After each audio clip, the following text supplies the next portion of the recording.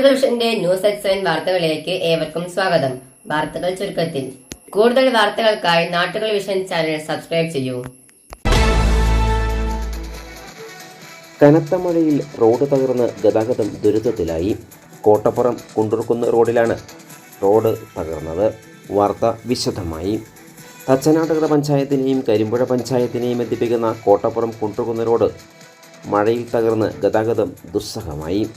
കഴിഞ്ഞ വർഷം ജില്ലാ പഞ്ചായത്ത് ഫണ്ടിൽ നിന്നും 10 ലക്ഷം രൂപ വകയിരുത്തി ഗതാഗതയോഗ്യമാക്കിയ ഭാഗം ഉൾപ്പെടെ കുണ്ടുർക്കുന്ന് റോഡ് മുഴുവനായും തകർന്ന് വാഹന ഗതാഗതത്തിനും കാൽനടയ്ക്കും കഴിയാത്ത വിധം തകർന്നിട്ടുണ്ട്. കോഴിക്കോട് പാലക്കാട് ദേശീയപാതയും 2 നിയമസഭാ മണ്ഡലങ്ങളെയും ബന്ധിപ്പിക്കുന്ന സുപ്രധാന റോഡ് കൂടിയാണിത്.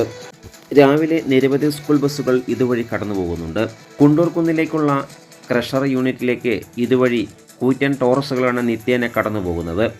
ഈ റോഡിലുള്ള തെങ്ങിൻതൊടി ഓവുപാലവും അപകടാവസ്ഥയിലാണ്.